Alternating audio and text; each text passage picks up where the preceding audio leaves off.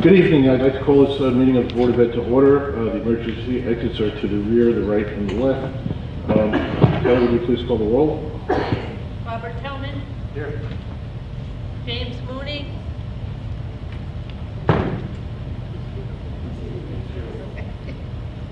William Ball. Here. Krista Barringer. Here. Christine Bellarosa. Here. Susan Gage. Here. Raymond McCleary. Scott Colston. Here. Timothy Wells. Here. Please rise for the pledge. I pledge allegiance to the flag of the United States of America and to the republic for which it stands, one nation, under God, indivisible, with liberty and justice for all.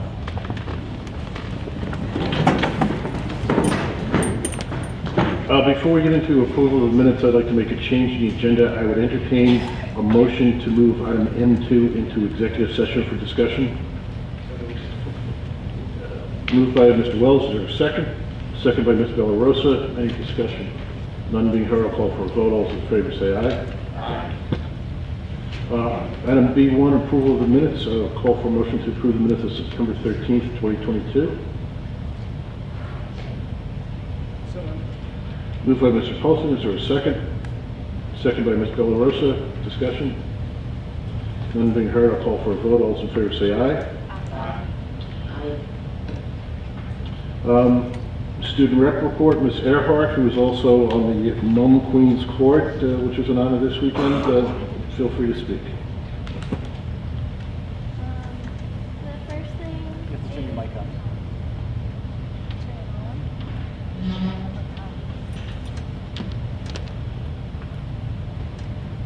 Is it working? No? Okay. This was the first year we had a normal pep rally since COVID. Last year we had it, but it was only grades 11 through 12. So this year we changed it, so it's 9 through 12 again, and it was normal, so that was nice.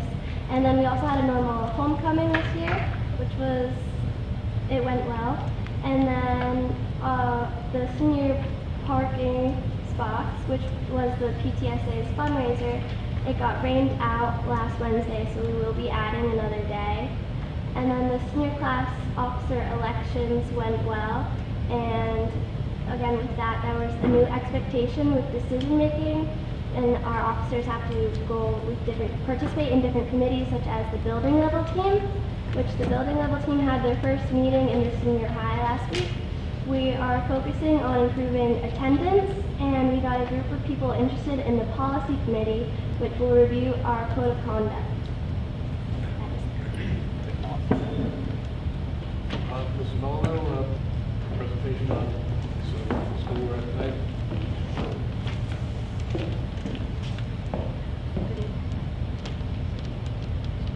Good evening, everybody. Let's laugh. Okay, so I'd like to begin tonight's presentation by sharing some of the 21-22 Cahill Elementary School highlights. We're getting up and running here. So you're going to see some photos in a minute. There we go.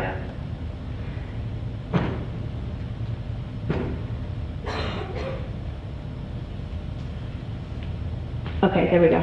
Thank you. Okay, so first I'm going to take you through some of the highlights from last year like we talked about. You'll see Senator Hinchy in the front on the top there. She visited the school. That was a great day. Towards the bottom, we actually had Sarah Ilya from the high school ran a Chinese club. And that picture right there is one of the letters that was written by some of Cahill students to pen pals in China. To the left, you see Mrs. Sacone's 6th grade girls STEAM Rocks. They presented actually at one of the board meetings last year. You probably remember that. That was really amazing. And then all the way to the right, you see Mayor Murphy and our town supervisor, Mr. Costello, along with some of the police staff, just to come talk with our 2nd graders a little bit about their roles and what they do for Saugerties.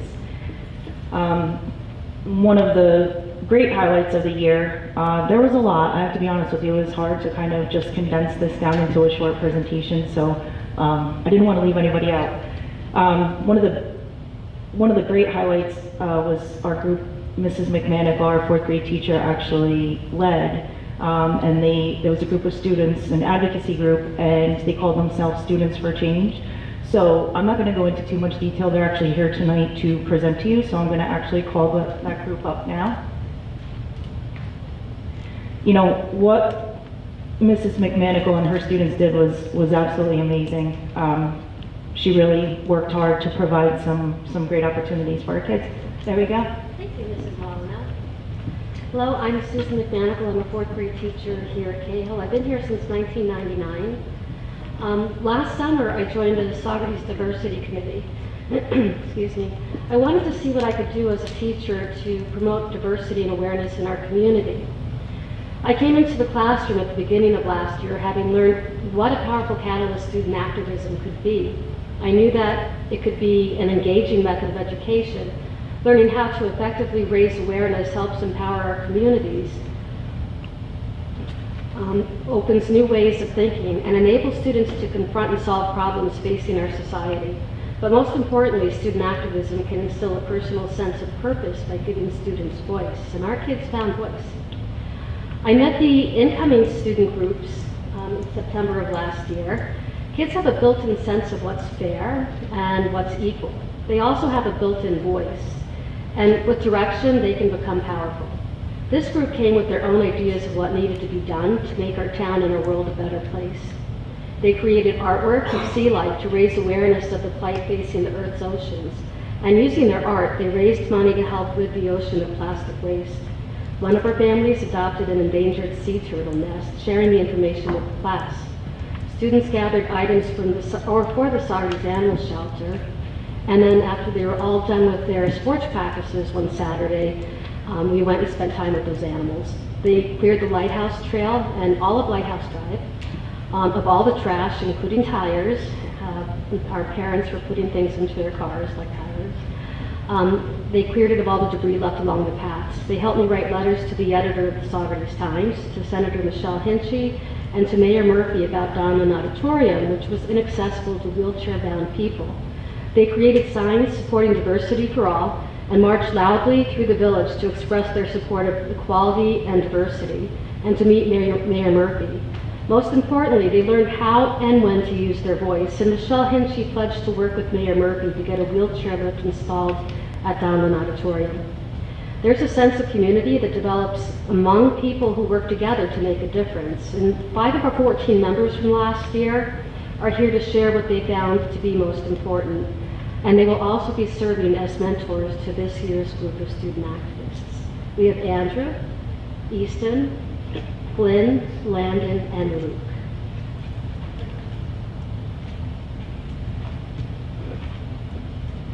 Hi, my name is Andrew Bernard. Hi, my name is Andrew Bernard. I'm a 5th grade student at Cahill. I enjoyed my time last year with Miss McManigal in the Activism Club. Some of the things I am most proud of is getting Michelle Hinchy to come to our school, marching to Donlin Hall to make it handicap accessible, and walking from our school to the lighthouse picking up trash. Even though we're young, we accomplished all those things last year. That's why students should have a voice. Student voices are important in the decision-making process because these decisions impact our school and our daily life. Thank you for giving me the opportunity to share.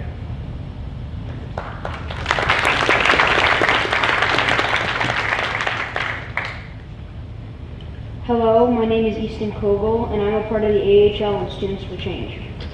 Students for Change is an important group because it teaches kids that they have a voice and can change the world. Many people, even adults, are scared of speaking up when something is not right. Our group, the Animal Helping League, or AHL, started with the idea of helping the environment. Ms. McManigal helped us take that dream even further. We met with Mayor Murphy to help Donlin handicap accessible and took a walk to clean up the Lighthouse Trail. I came back to my house with 2 old tires. That's how bad it was.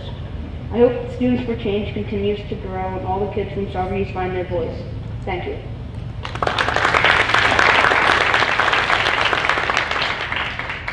The Students for Change Club is Hi, my name is Flynn O'Malley, and I'm in the HL and Students for Change Club. I'm in the 5th grade. The Students for Change Club is a group of kids trying to change Earth. Some people are thinking of solutions to pick up Saugerties. We successfully picked up the Saugerties Lighthouse Trail. This group is important because it lets kids know they have a say in something too. I enjoy it because I knew we were making a difference. This club helps kids do stuff to help people because it feels harder when you're a kid.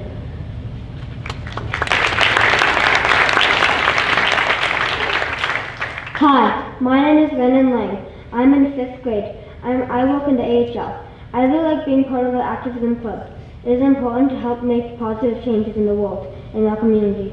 It is also important to get other people involved in groups like this. I can't wait to do some more activities this year. The activism club will help make the world a better place. One reason is by starting a food drive to help the people in need.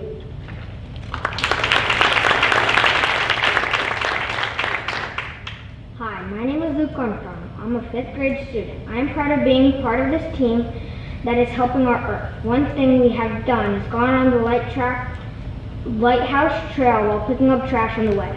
We also made signs to show people how to help animals, recycle, and help people with disabilities. We met the mayor to ask him maybe to add a conveyor belt or something that could get people with disabilities up into the Domlin Auditorium.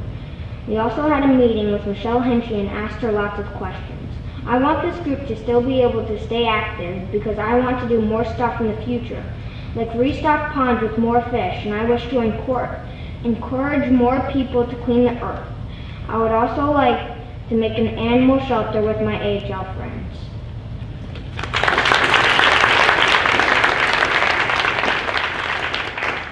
And they created something they want to present to you.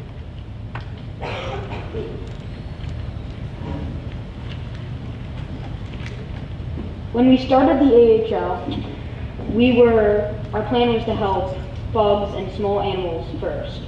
So we started creating boats and stuff, like mini sanctuaries, to help bugs. We brought our first one in to present to you. This is the bug barter, and it was inspired by an eraser, believe it or not. It's true. We have the herbivore section in here. And the carnivores go in here. And then this is the original AHL symbol. We have our new one on our shirts now. And our friend Flynn forgot his shirt. You want to bring it up so we can pass it around? Yeah.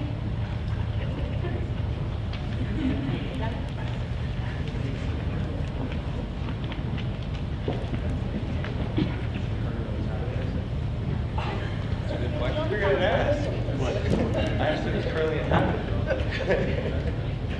Open up the little thing also. That's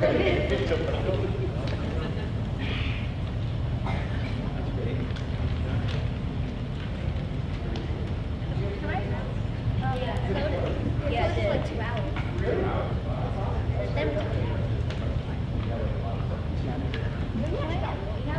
Where does the bug barge go? Sorry? You'll have to ask. Yeah. I don't know if they want to share that on the mic so that people at home would know where does the bug board, where did it go? To the bin of my house. Do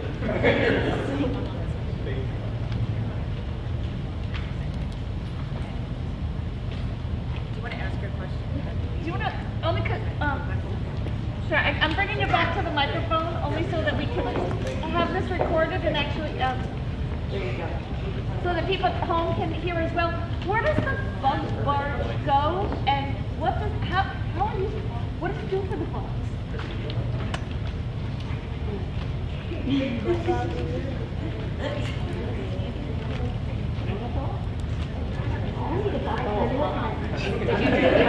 So we really just started the bug bottle to have fun because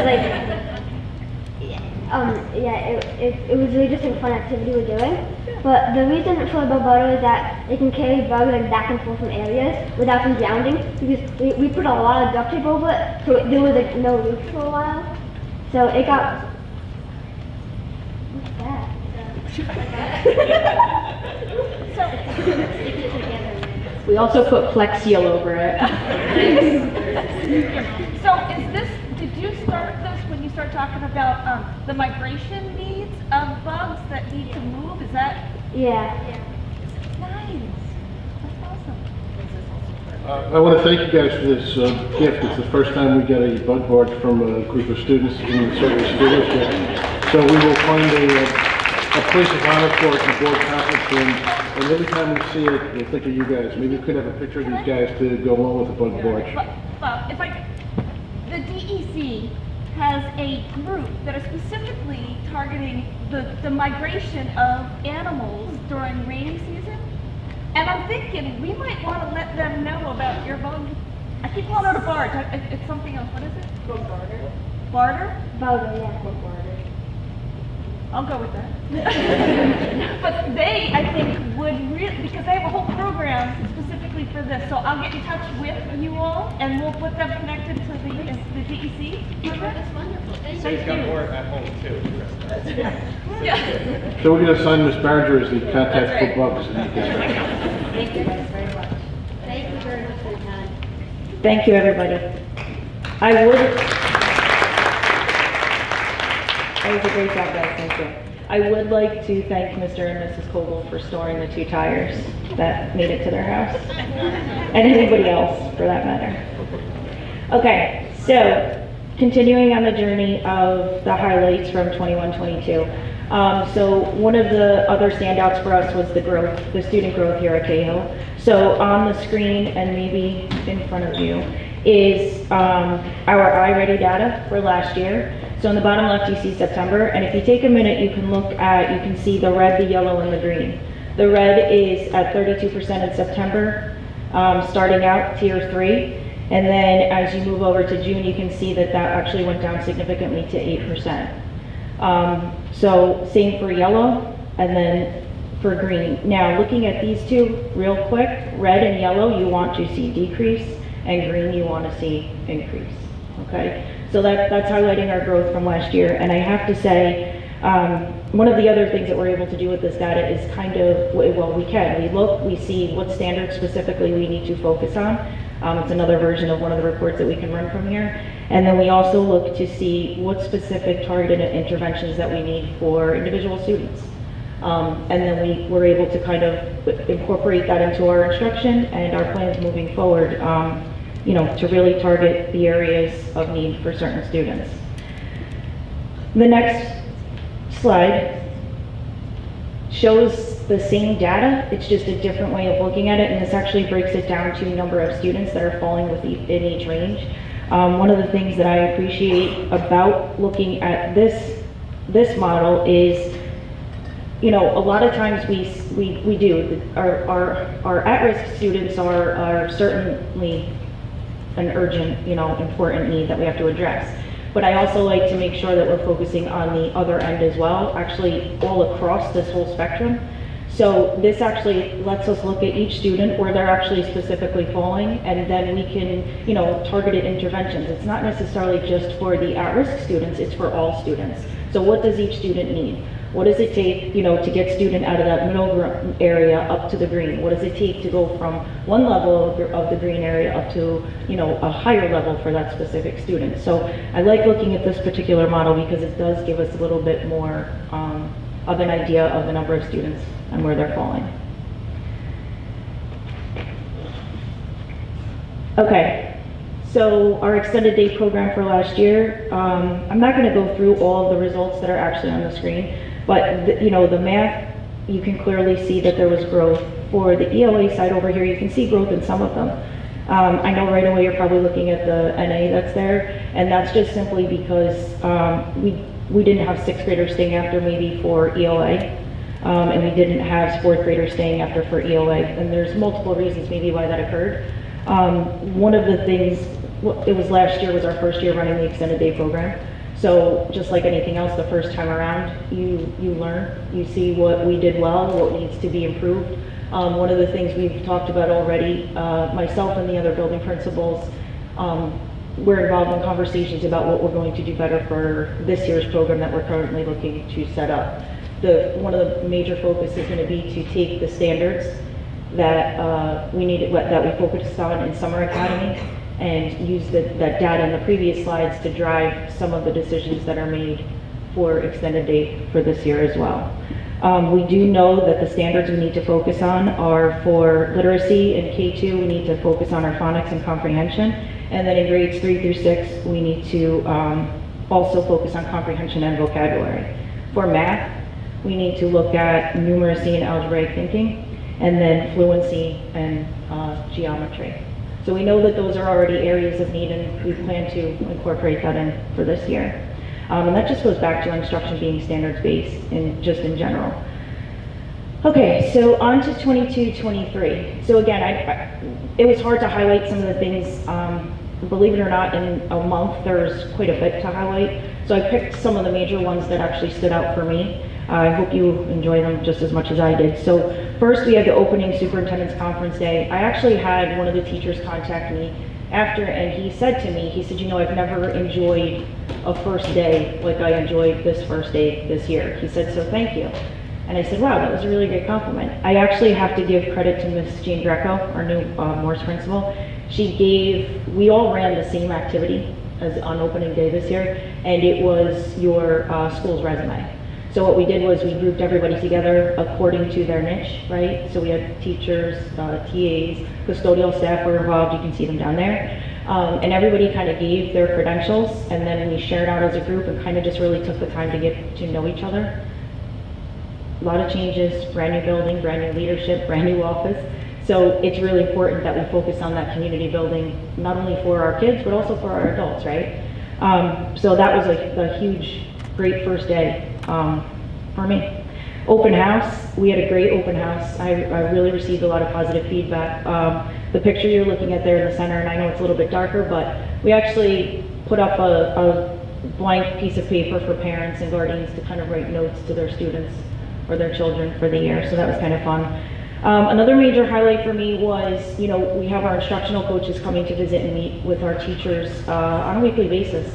And there's a lot of time, effort that goes into that, and we're starting to see some really amazing results of that. One of them for me was, I went into a kindergarten classroom and I happened to see that the teacher had invited the instructional coach into her classroom to actually model what an interactive read aloud looks like.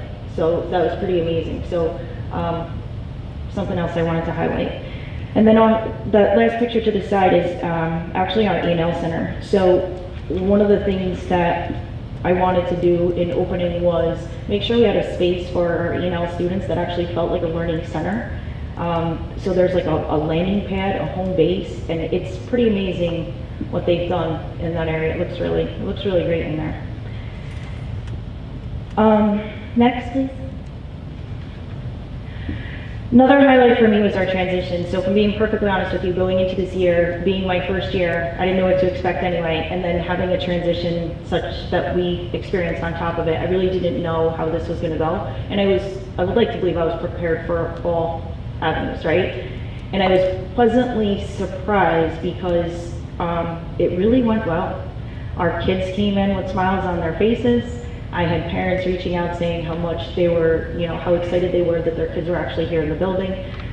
So it was really great to have some feedback on it and see that it actually kind of went smoothly. It really did. Some things that we did to address the transition before the start of the school year, I hosted a Saturday meet and greet, just a chance for families to come, kind of meet each other, meet me, see the building a little bit if they wanted to. I just provided light refreshments for that. And then one of the game changers I think for us was that field day, where we combined all of our students together and they really got a chance to kind of just play together. So there was a lot of positive feedback from that. This year, one of the things I know that I even brought up a lot of times in our meetings for transition was the need to focus on the ongoing SEL, not only the students, but our adults as well, and not just at the start of the school year. So now myself and the other building principals, we're looking to see how we're actually going to get that through. So you see, I'll list throughout here in a couple slides, you know, check-ins, and then like touching base, and I forget the other terminology I use, but that's really important for us. So we're trying to figure out a way right now to make sure that we're continuing, you know, that check-in process on kids. Some of the other things that we're doing for the transition is we have our social worker in every building. Our social worker and our school psychologist are going into 5th and 6th grade classrooms on a regular basis during that enrichment period that we were able to assign. And they're able to have some really great conversations. They're able to start those trusted adult conversations and just really have a consistent process for checking in with those particular students. They're also going into other classrooms. It's just not on a 6-day cycle like it is for the upper levels. Our classroom teachers we always do the morning meetings, right, for the responsive classroom. And that was actually something that I wanted to make sure was built in for every grade level. So that's something else that I made sure that we did with that master schedule. And then the phone calls home. You know, I'm a big advocate and promoter of those positive calls home. There's nothing better when you contact a parent that is maybe used to getting some not so positive phone calls home, and just to hear, I mean, I've had people cry and just say, thank you, you have no idea what that means to me. So just the power in that connection piece of a phone call, not an email, a phone call. And the staff has been really amazing with that, and I can see them actually using our contact log to communicate. So elementary building check-ins, that's what I was talking about before, just, you know, checking in on the staff, the students, just regularly. And then one of the other things that was important for me to put in play, I actually did this January when I first started, was a student support team.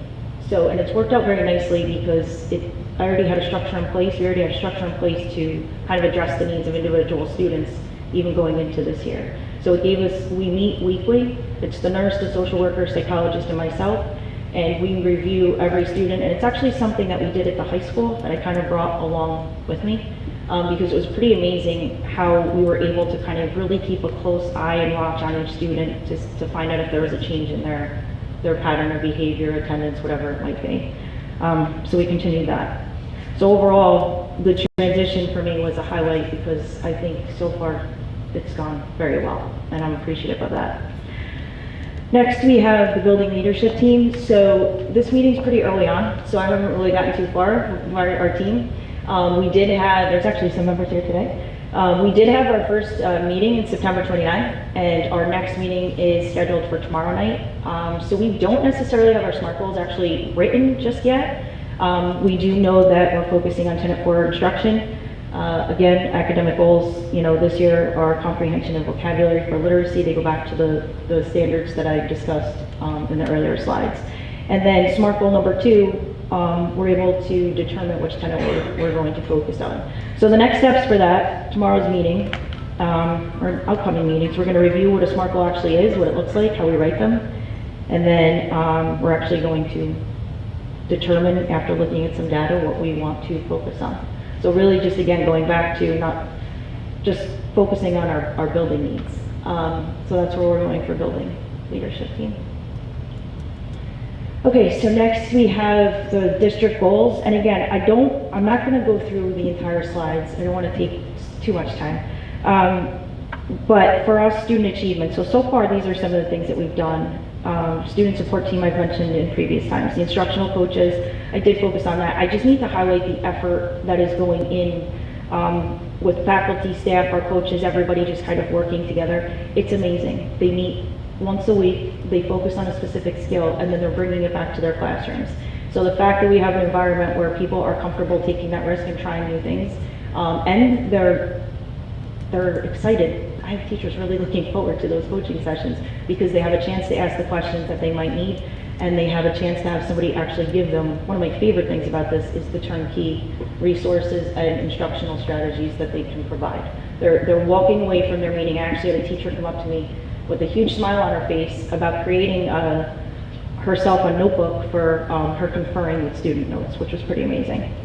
The focus is on small group instruction. We have our pacing guides that are, continuing to be a work in progress.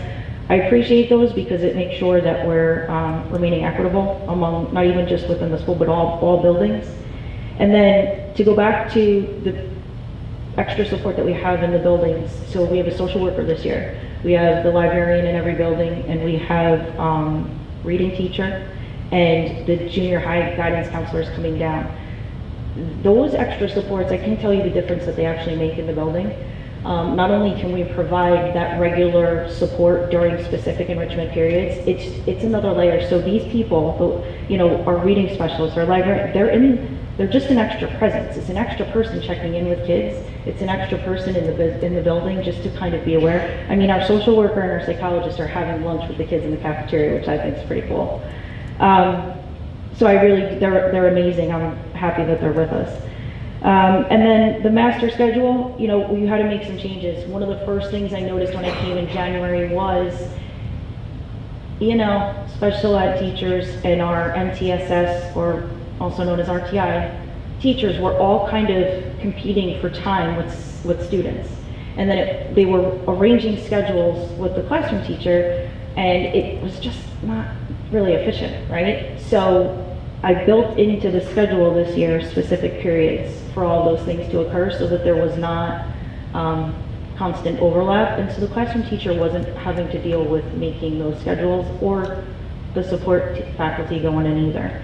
The 5th and 6th grade enrichment period is going really well, and then that also provides a chance for our teachers to, you know, build community with their kids. I just had a conversation today with one of our teachers about, you know, coming up with a set of classroom rules. What does it look like? What are the kids? We talked about student voice.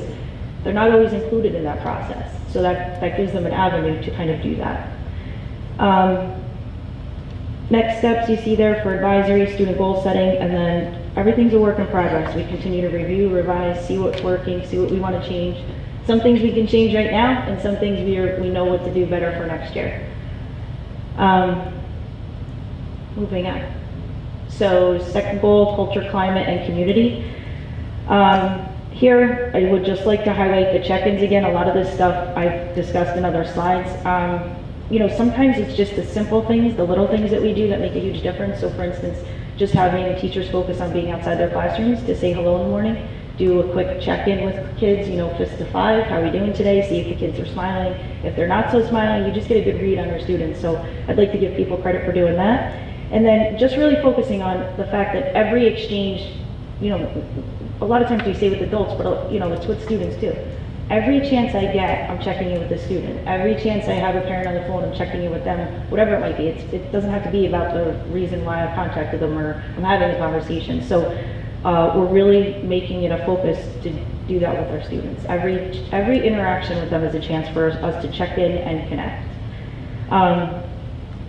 Faculty meetings are now, you know, they're learning meetings for us now. So it's not just reporting those things out that we all joke and say could have been an email.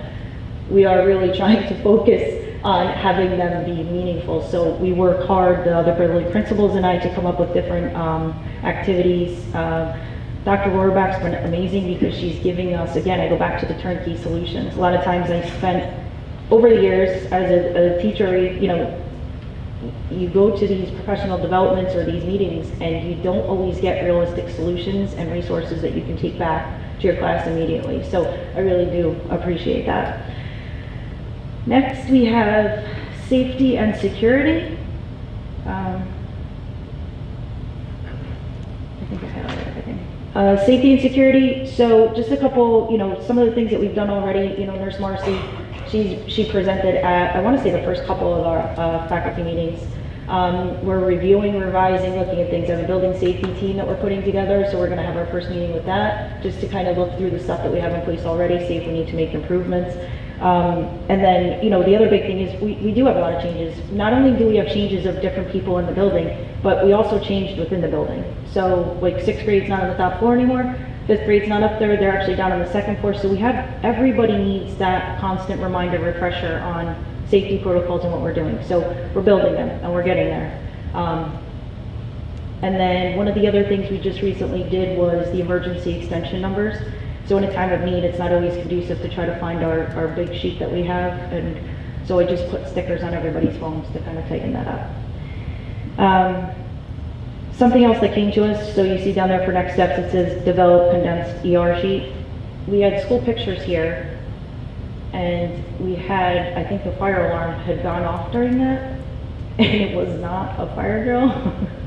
So that made me realize that as people are visiting, we probably should have some type of condensed version to say, hey, FYI, in case this happens, grab the purple folder on the door. Or in case this happens, this is what you do. So we're looking into that a little bit more. Okay, so this is the fun slide for me. So there's really great comments, and there's so many that I probably could have chosen to put on here. The one at the top I have on here says, "I can't tell you how happy he is to be here, thank you." That is a transition parent. That's a parent that came from a different building to be here, and she had tears in her eyes and she was telling me that. She told me that on open house. That made me really happy. I would like to draw your attention to the one underneath quotes and comments. Okay? I've never seen a principal as young as her. So I think it's pretty obvious why I wanted to do it. FYI, I thought I was 29 or 30. And then another fun one that we had was the conversation to the right. So a 6th grade student, I was in the cafeteria and I was talking to everybody, just checking in, how's your year going, what's going on? And he said, I miss my old school. And I said, okay. I said, I'm sure. I said, what do you miss about it? And he said, it was one level. So that made me laugh. But in all seriousness, you know, even just the one in the center, that's one of our teachers to another, that's one of our specialist teachers to her colleagues. You know, it's pretty amazing. So I just wanted to reach out and express how much I enjoyed it. Just that first part of that sentence alone just really brought a smile to my face. That helps me to know it's not just me thinking that it's going well. You know, there's other input too. And then the bottom right, this was a fun one also. This little girl was skipping into class at arrival. I was at the front door and she just said, we're doing a spearmint today. And it's with the apples. And it was just really great. It puts a smile. So lastly, this was something totally unexpected. So I had on September 30th, we had a busy day, and Ashley came into the office and she said, I just got a phone call from this guy and he wants to come here to visit the school. So right away I'm like, what do you mean? So this guy was actually a high school graduate of the 1950 class that went to Cahill High School. So he came, he toured the building, and he was just such a fun human. His name was Robert Mazziero, and it was really a great day and a really great way to go into the weekend. He put a smile on my face. So I thought I would share that. I thought that was pretty. By the way, he said the building looks nothing the same. And that's all. Questions?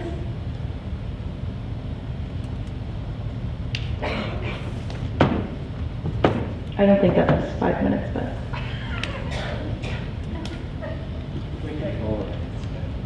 That's it. Thank you.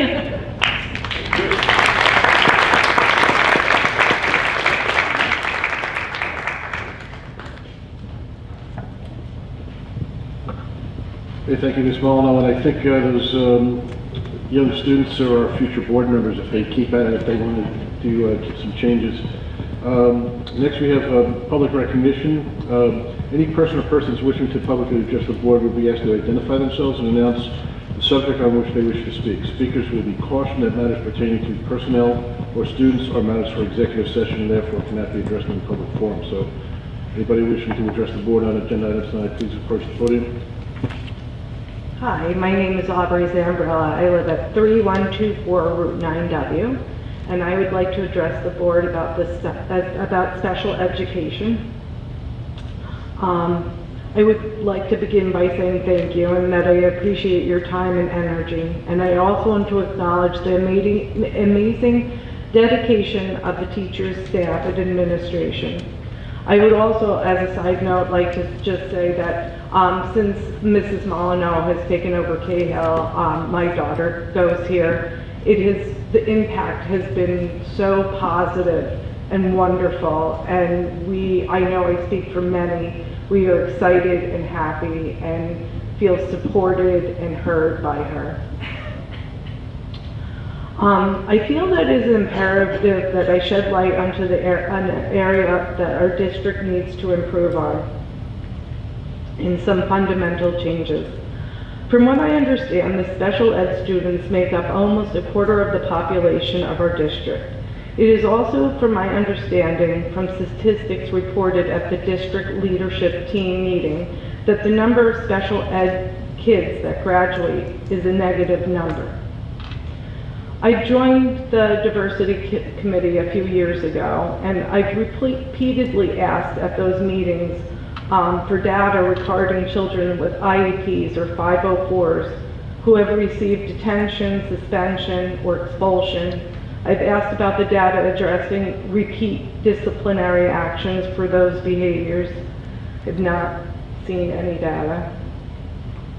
I spend a lot of my time involving myself in committees, volunteering, and spreading as much education and resources as possible. But bigger change is needed. Change that comes from prioritizing this underserved population, looking at policies that are discriminatory, and investing in quality personal development for staff on a wide range of disabilities. I am terrified to send my kid from this grammar school into the junior high. The program that she has been placed in, the RCPC program, has been sometimes called the dump. And it's where they dump the kids in that they don't know what to do. So my kid has a high grade point average, really smart, but she suffers from executive function deficits and anxiety, which is a tricky combination to support.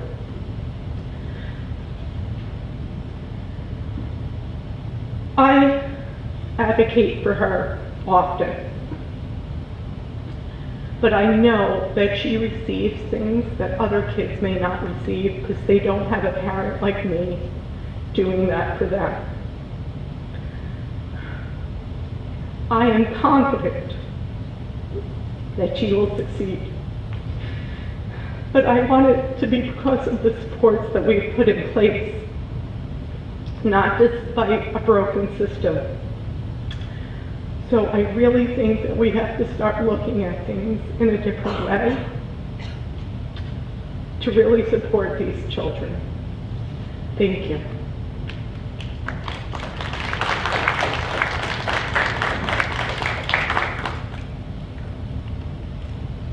Anyone else?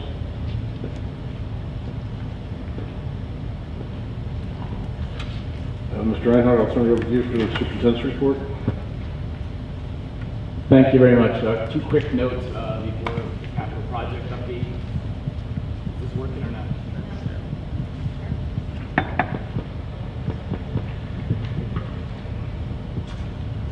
Thank you. Just two quick updates before we have the capital project. First of all, I just want to mention that Chelsea DeFino has been chosen to present at the Science Teachers Association of New York State. That happens in November. So we're really proud of her for being picked to do that. And I agree with our student rep, if you had a chance either get to the pep rally or the game with the mumble and everything on Saturday, I just want to thank all the adults and all the staff and all the parents and the students and the student athletes that supported that.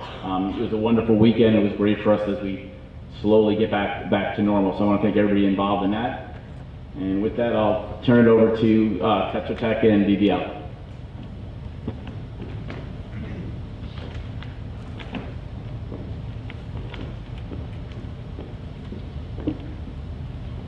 Good evening. Want to share some updates with the board tonight on the different capital projects.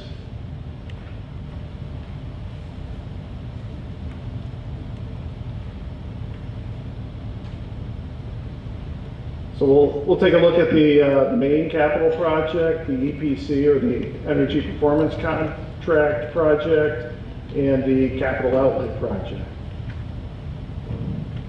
So we've kind of looked at this slide before. I'm not going to dwell on it, but obviously there's a lot of factors both domestically and internationally these days that continue to affect construction projects.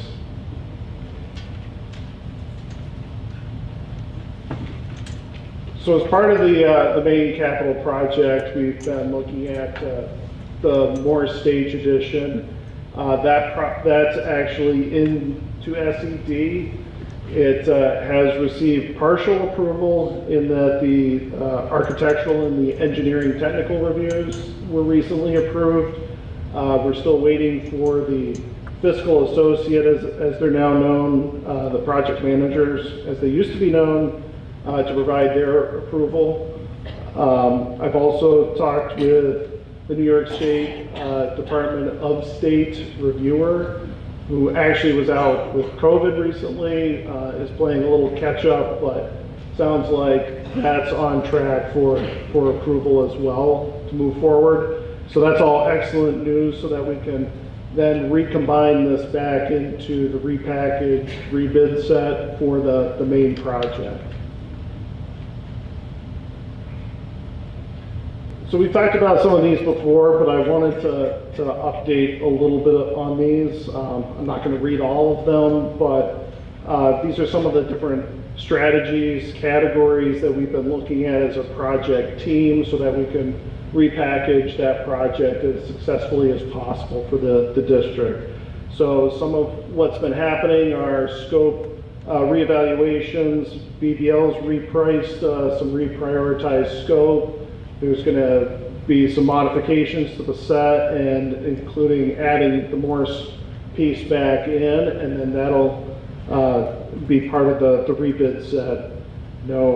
Jeff, you and your team have in particular been looking at some of the prime contracts as well, seeing what gives the district the best value. Some of the alternates, we're looking at things that'll as well get the district hopefully the most value as well. Some things that were base bid have shifted over to alternates, also to try to help with some of the budget protection aspect of things. Looking at some of the funding sources as well, so that we could see if sort of reallocating some of the scope and whatnot in different categories makes, what's going to give the district the best value as well there. We've also taken a look at some of the project finances, because there was some monies that we were able to move around to pick up some additional construction dollars. And all of that ultimately is leading to putting the setback out to bid at optimal bid time early 23, so in January of 23. So despite all the repackaging efforts, there have been some good construction things that have happened this year as well. So a few photos of the running track here. So this was resurfaced this season. That was great that they were able to fit that in this year. So that was fantastic to get that work done. And then also this building having much of the roof redone this season. There'll be some things that have to follow up next year, but it's made significant progress. You can see a few different detail shots there, and a few more of the different roof conditions. And we've also had re-roofing happening over at the Hildebrandt building, which is certainly in need of re-roofing. So that was great to have that happen this season as well. A few other photos of that. So, as I mentioned, we have a couple of things in different states of process right now. So again, looking at the Morse addition, the repackaging efforts, and the roofing piece. So that's just kind of, if you were to see the whole process at once, that's sort of where a couple of those pieces slot in. So if you're to break this down and look at how some of the work has been happening this past year, so we've, as I talked about, the roofing work, that's on track. They've stopped for this season. There's a little bit more work that'll have to happen next season. Again, the junior senior high school track, that work is pretty much done as well for this, not just for the season, but that work is done. The Morse addition, like we talked about, that's nearing SED and Department of State approvals, so that's in good shape. And again, that'll get nested back into the phase 2 rebid packaging. So the great news is that everything is on target at the moment. So for the energy performance contract, or EPC, that project is also on track right now for on-site construction to wrap up by the end of the calendar year. There's always some closeout and other things that have to happen after that, so that'll continue a little bit behind the scenes, if you will, for the most part, into early part of next year. Really the building management system, the controls for HVAC, that's the biggest thing that's underway at the moment. Some of the other items have, well, really most of the other items are mostly complete at this point. You can see in this room actually some of the destratification fans up there as well. And then we're still working with Honeywell on getting some credits for some of the scope overlap between the capital project and the EPC. So again, just some photos of the EPC. Some of the boilers at Riccardi, for instance, and then some of the lights. So for the capital outlay project, it's really a carryover from last year's flooring replacement that you see in the light blue areas of the building. Actually, I'm working with SED on an approach that will save the district time and money to get this back out to rebid. So we just need to provide SED some updated paperwork, and that'll advance that process. So that's a good thing to hopefully improve upon the schedule that's up there. Are there any questions from the board? What is a destratification fan and what does it do? They're pretty. What does it do? So what it does is it's really a fan that's blowing the hot air that rises in a tall space back down to where you're more comfortable with it. So it doesn't keep all the hot stuff stratified up above. Destratifies. Yeah, thank you.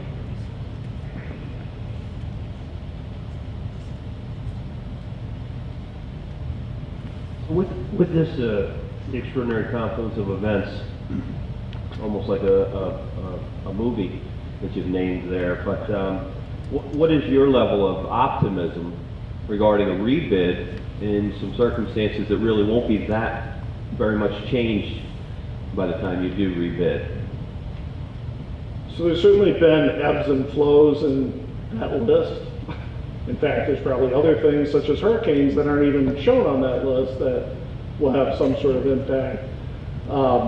You know, we've worked with the admin team to really consolidate what is the most important scope. So there is some scope that will have to be set aside for the rebid. Hopefully it's other work that can come back. So that's part of what's going to happen to make the rebid. I don't know, Jeff, if you have anything? Well, one of the other things that affects the rebid that's for the positive aspect is that our anticipation is SED is going to give us approval in a time that times with the market and when we can actually have the bidders bid the work in preparation to start in the summer. When we bid last, the delay that we had, if you want to use that term, from the time that we submitted to the time that it was reviewed and returned was significantly longer duration than SED had provided on the website and everybody was running off of at the time. So we see that as being a positive aspect. We're bidding at the right time of year. We also have the active, everything that was going on with COVID is now more of a known entity, so bidders are more comfortable in putting prices on things based on escalations that they have with that. But we do have, as was pointed out, we just had a hurricane that hit Florida, and there's thousands of cars that now need to be replaced, and all of the raw materials for manufacturing of that are going right against with the housing market and all of the real estate that's down there having to be rebuilt as well. So, there's going to be a lug in what we're dealing with, but we're hoping to some extent you've got materials that are here, that are available or coming off the line that will, not necessarily be pulled there while we're, going through this process.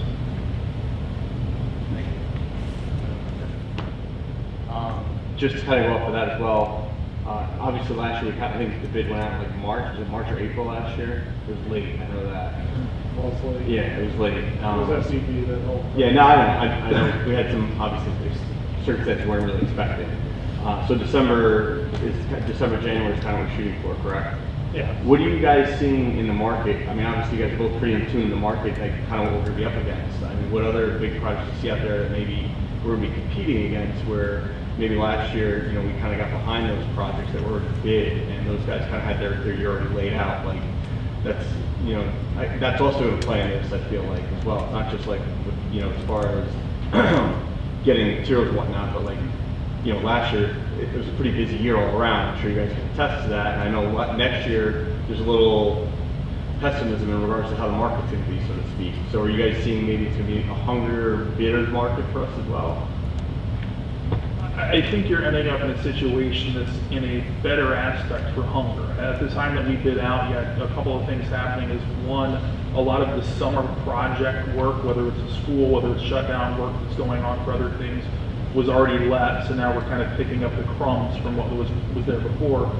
You know, the other aspect is there was so much work going on coming out of COVID that people really were, you know, I can choose this job or I can choose that job. I'm picking whatever happens to be prettiest and best for my company, not, you know, I just have to chase after anything. So that, a lot of that backlog has been eaten through. So I think that we're in a much better scenario of having bidder interest and people that are stepping up to deal with the project. And I think that some of the aspects that the board has gone through in trying to focus on the priorities that we have within the referendum have also allowed to make people to focus a little more on the work that's being done in each building.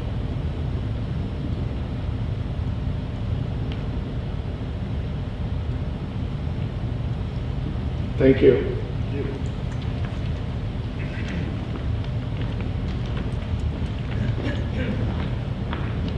Ms. Sanamore, we have an auditor's report.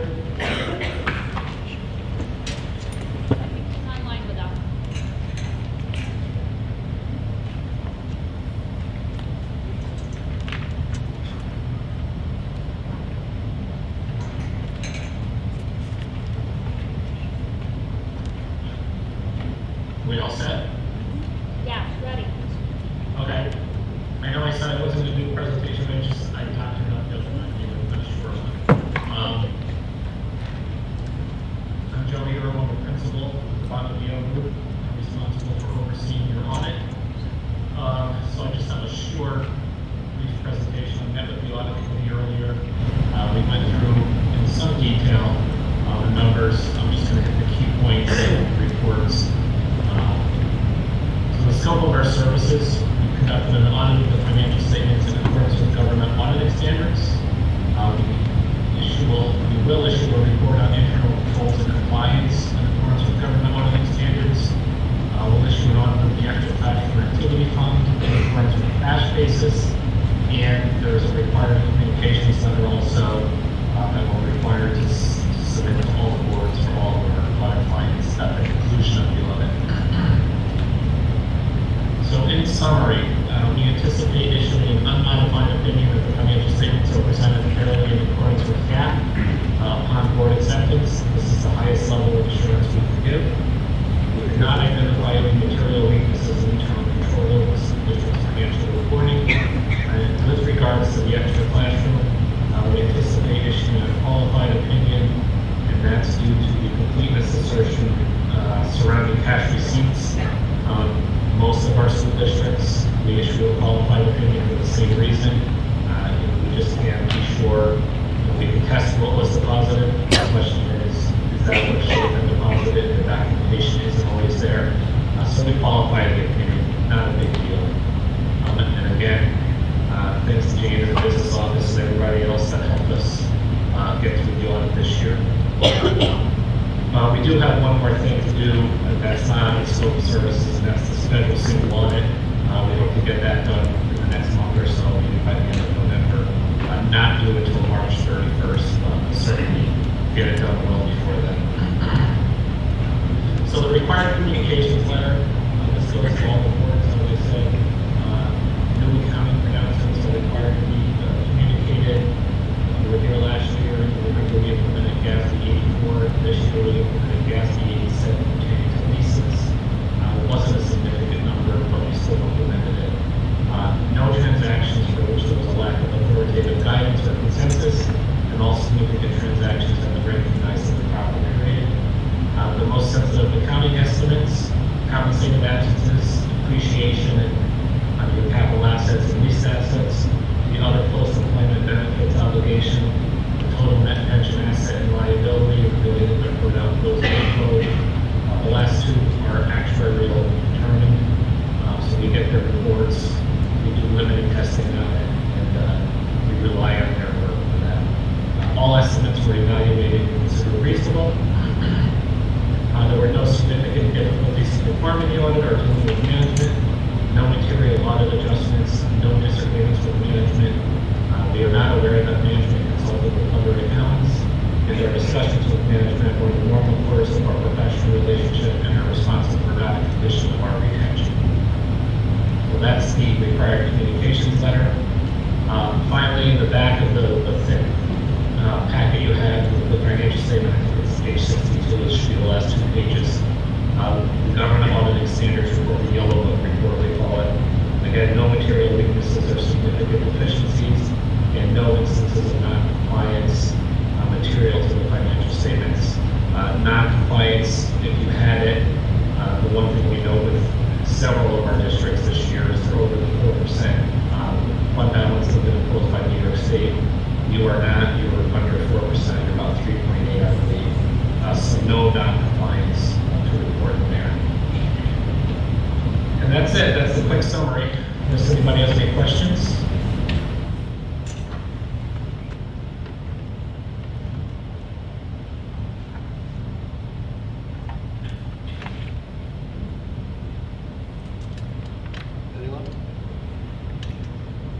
Thank you. Thank you.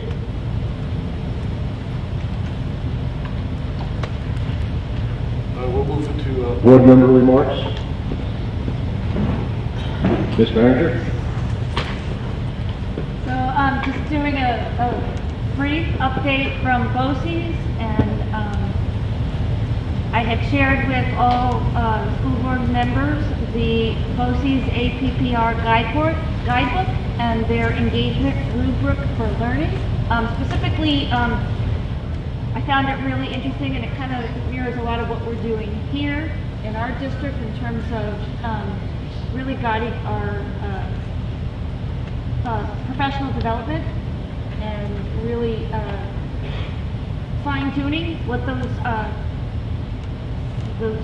topics are and how we're working together. And it's really interesting from a school board member standpoint, from here in Saugerties and also down at BOCES, just how we're really implementing the best practices that we're hearing. So from BOCES, on page 11 of the slide that I had shared, they had an engagement rubric. So they're really working with their teachers and their administrators regarding the assessment of student achievement based on student engagement, and not necessarily on in the seat kind of attendance, who's there, but really how are they getting engaged to the learning, what's the, so it's a lot of, I think, what we also heard from Principal Molyneux regarding her assessments and being able to flex their education based on that, but this is assessing the teachers based on that flexibility and the opportunity for language at a local level on how you, at a local building level on how you determine success of those teachers. So it's really exciting. I just want to make sure I shared it with this, with our board, so you can see what's happening at BOCES. I want to thank Cahill for the students. I know I mentioned before about the DEC, amphibian, and roadside assistance program.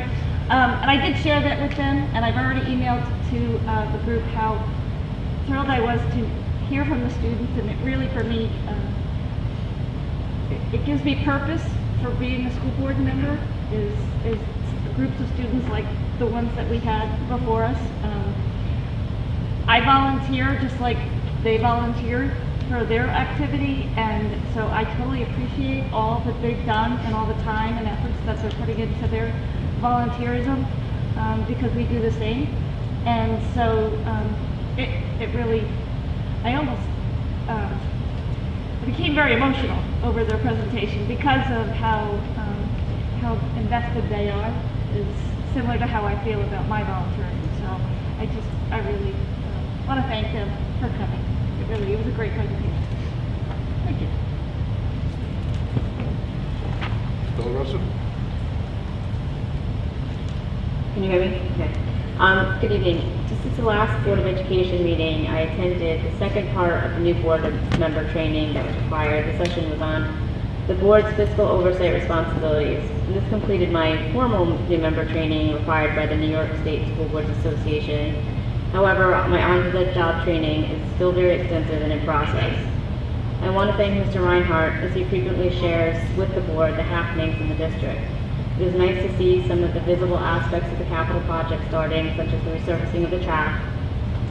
And over the weekend, he sent a video of the band playing in the stands at the football game. And it brought me back almost 35 years in an instant listening to that music. And I hope everyone had a lot of fun. Yeah.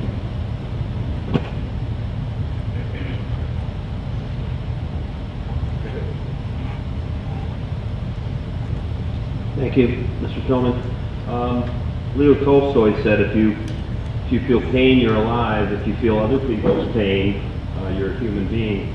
And I want to, thinking about that, and I want to just thank, our member of the public for coming and speaking to us about those concerns. I always appreciate hearing from the public, and I hope that Mrs. Ambrella is able to get the outreach and the feedback and the conversation that she hopes for.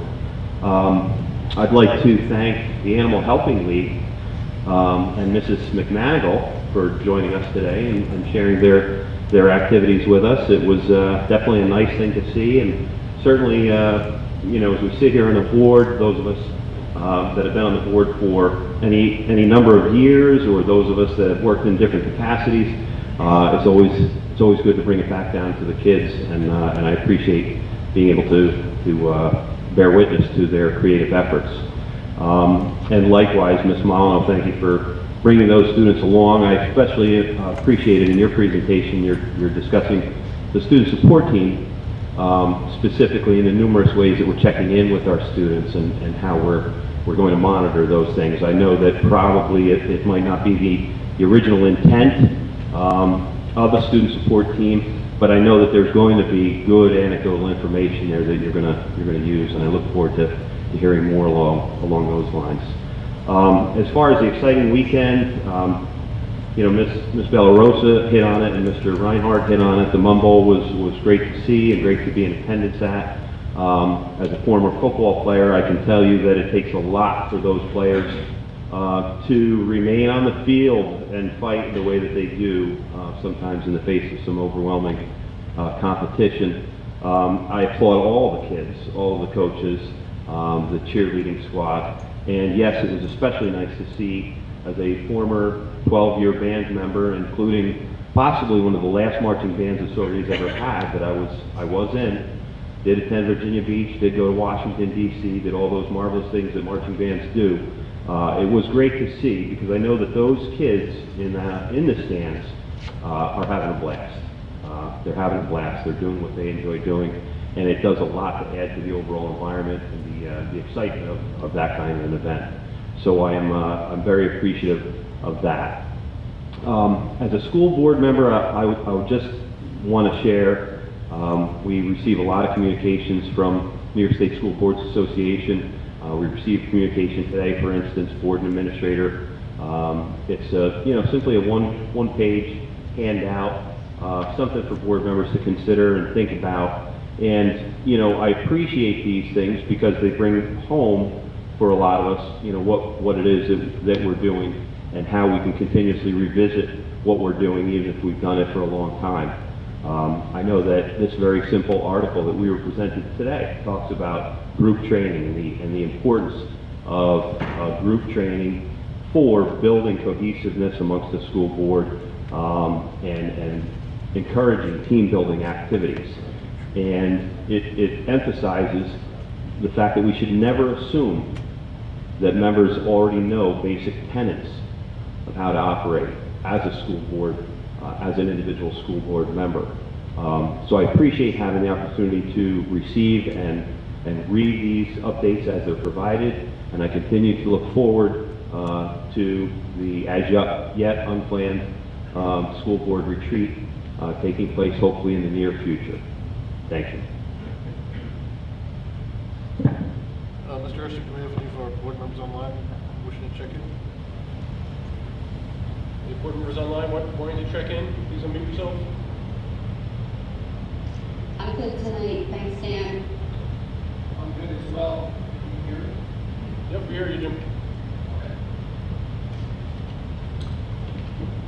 All right, we'll move into board president's remarks. I want to thank Ms. Molyneux, the PTA, the students who came forward tonight, the parents who spoke, the members of the building leadership team. Cahill holds a very special place. It was my home school when I first moved to Saugerties. It was also the start of, Ms. Ambrella mentioned the diversity team. The diversity committee was started by a parent from Cahill coming to address the board several years ago about concerns about equity and discipline. So out of that grew a meeting with the assistant superintendent at the time, and the diversity committee formed and is striving today because a parent from Cahill spoke up and addressed the board. With Ms. Ambrella's concerns about special ed, and I'm sorry that she left, I wanted to direct her to the school report card. When I ran for the board, probably going back 12 years or more, one of the things that caused me to run for the board was because I saw the special ed graduation rate at 20%, and I thought that was horrible. Being assigned to special ed was a kiss of death if you wanted your child to graduate from school. It's significantly higher than that. I believe it's somewhere in the 60s, but we can double check that with the school report card. We are always looking to improve our efforts. We plan on reaching out to Ms. Ambrella to hear her concerns and to see, to get her input to see if there's anything that we can do differently. I certainly don't want to discuss her individual case, but it's our goal to have every student reach their full potential. Last year, you may recall that it was announced that the high school graduation rate was significantly up. It was 90.9%, which is, I believe, higher than it's ever been. When the graduation rate rises for all students, it rises for special ed students too. So it's a concern that I personally share. I've spoken to Mr. Reinhardt about reaching out to Ms. Ambrella to hear more of her concerns, and for her to hear answers about that too, and for her to become part of the planning process because it's important.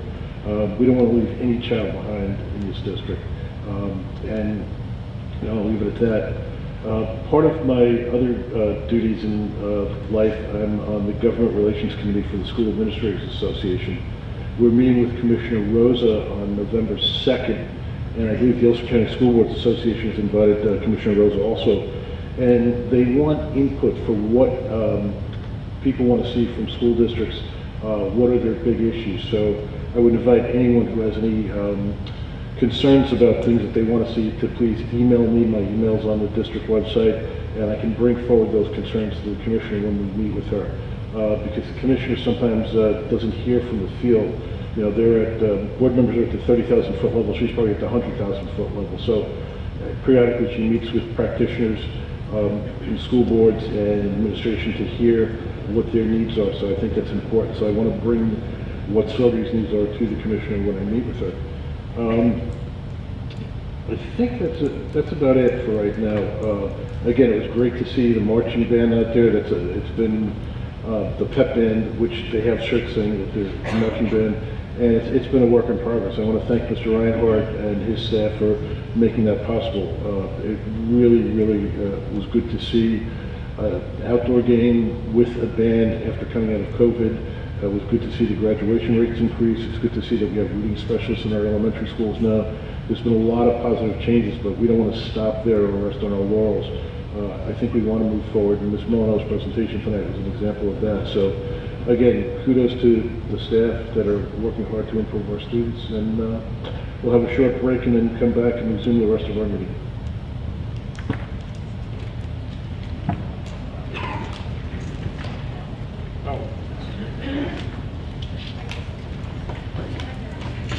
One addition, the board retreat has been planned, and it's on October 27th at 6:30 in the evening, I believe. We'll send out an email to that, but we're working out today because we want to get that out in front of the board. So my bad for not mentioning that before.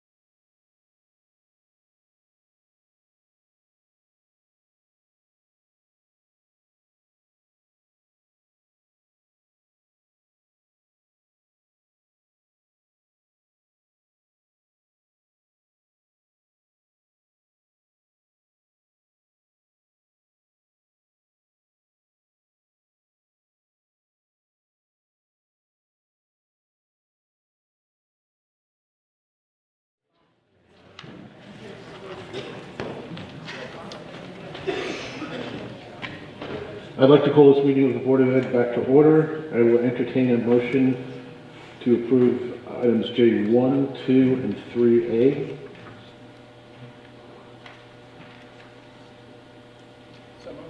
Moved by Mr. Paulson. Is there a second? Second by Mr. Ball. Any discussion? None being heard, I'll call for a vote. All those in favor say aye. Aye. Aye. I will entertain a motion to approve item J3B. Moved by Ms. Delarosa. Is there a second? Second. Second by Mr. Wells. Discussion? Yes.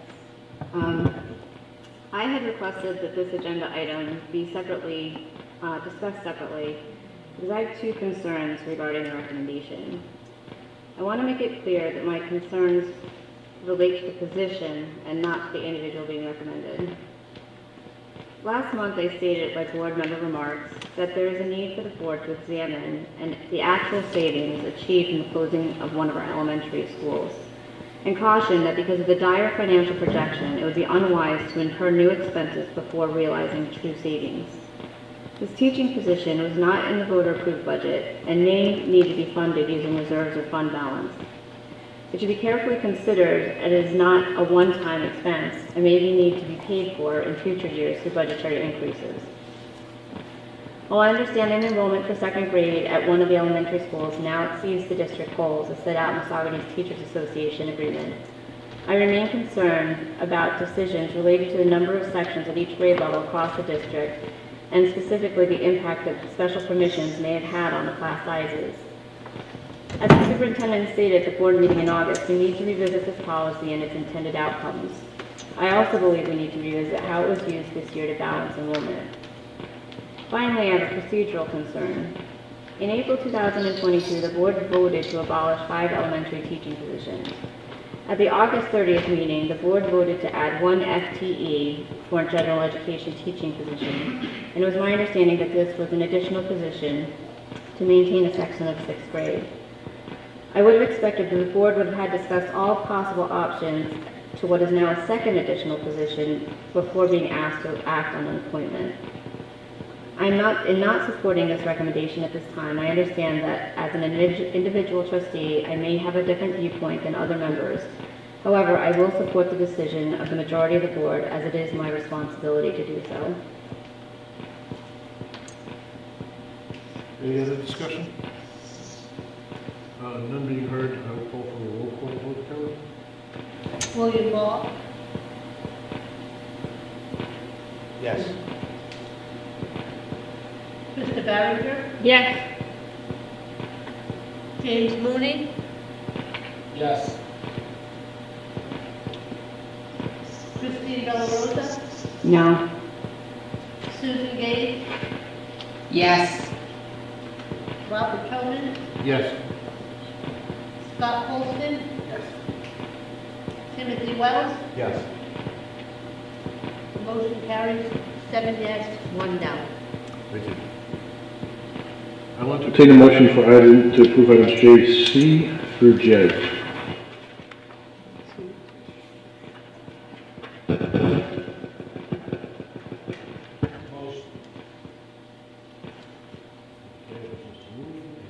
Second?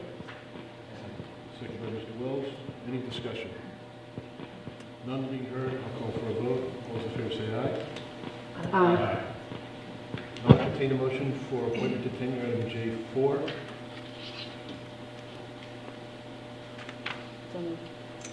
Moved by Ms. Delarosa. Is there a second?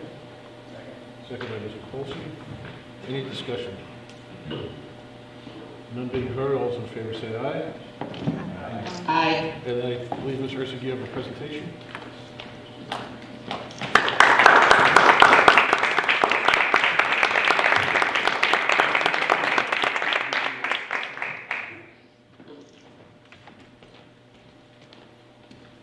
Move on to item K. I'll entertain a motion for items K 1, 2, 3, up to 3I.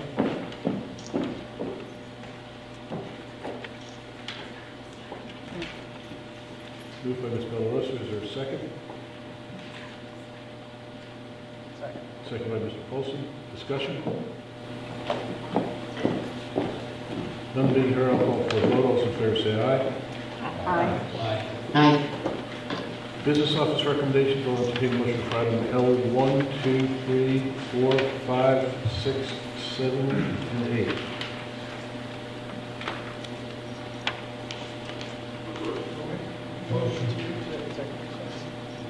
Oh, that's for item N.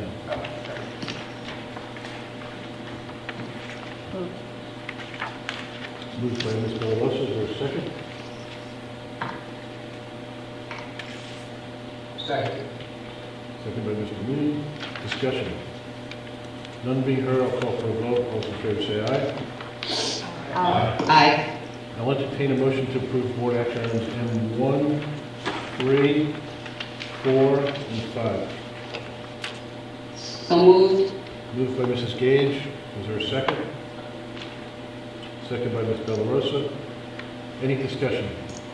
None. I have a question. Oh, go ahead, Mr. Moore.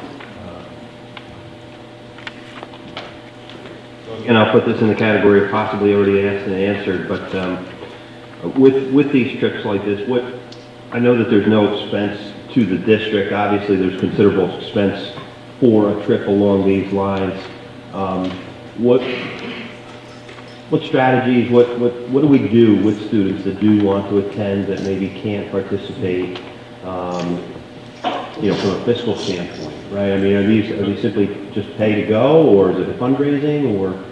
I'll find out for these two specific. I know that the senior one, they do a lot of fundraising, but I'll find out on these two specific unless, Lisa, do you know? They still do fundraising. It's fundraising and looks like a lot falls on the parent, but I can double check the percentage for you. Thank you. Any other discussion? None being heard, I'll call for a vote. All those in favor say aye. Aye. Aye. Committee reports, audit committee. We had our meeting today at 5:30. Thank you to Ms. Seymour. It's late. Jane. Thank you, Jane. And all the staff. We looked at the external auditor report that you heard today, and we also looked at the internal audit that we also voted on today. And we will be having a future meeting to be scheduled. Thank you, Ms. Barringer. Facilities and Visitation Committee, Mr. Mooney's online, and I know we had our capital project presentation today, which is very similar to our last Visitation Committee meeting. Jim, did you want to add anything? No, I believe you did a great job. Okay, Policy Committee, we have a meeting on the 18th. It's at 5:30 at the library? Yes. High school library, which is also the day I'm getting a root canal, so it's a fitting date. Public recognition, any member of the public wishing to address the board, please approach the podium. This is not new business oriented, and I apologize. I did share it with the superintendent with you earlier. Just wanted to let the rest of the board members know I am going to NYSBA. BOCES is paying for me for the hotel and everything. But if it's acceptable with the board members, I will put in to be Saugerties representative at that at the business meeting, which is also taking place on October 17th. I am serving as the representative at the business meeting for BOCES, so I just want to offer that I can also do that for Saugerties. And really, just so you know what that happens for the business meeting, the association, which we are all members of, has their agenda, the items that they want to support, any changes of policy, all their resolutions come before their association, and every member board is entitled to one vote. So during the October 17th meeting, I'll be participating in the business meeting to vote on the package, which I believe you've all received a copy of. And then during October 27th to the 29th, I'll be in Syracuse at the conference. Thank you, Ms. Barringer. I'll entertain a motion to recess into executive session. So moved. Moved by Mr. Wells. Is there a second? Ms. Villarosa? Any discussion? None being heard, I will call for a vote. All those in favor say aye. Aye. We will be going into executive session and we will come out to vote on item M2.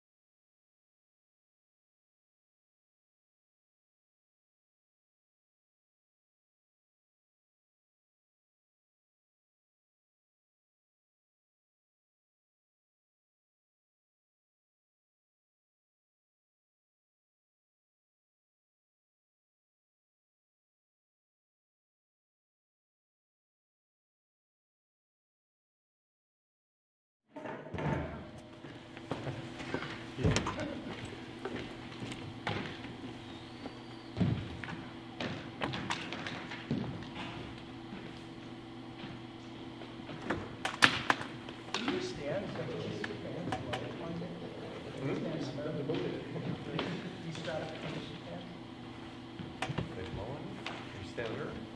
Yeah. Stand over. Is it on? I was wondering. Get yourself some extra golf nuts. It does. Do you feel it? Yeah. Oh, that's cool. Yeah.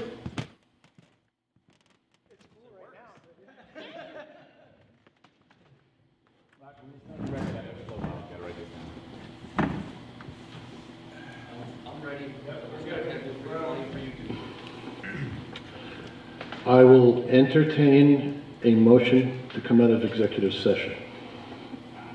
So moved. Moved by Mr. Wells. Is there a second? Mr. Wall. Any discussion on the motion? None being heard, I'll call for a vote. All those in favor say aye. Aye. Aye. I will entertain a motion to untable item M2. So moved. Moved by Mr. Wells, and was that a second, Mr. Polston?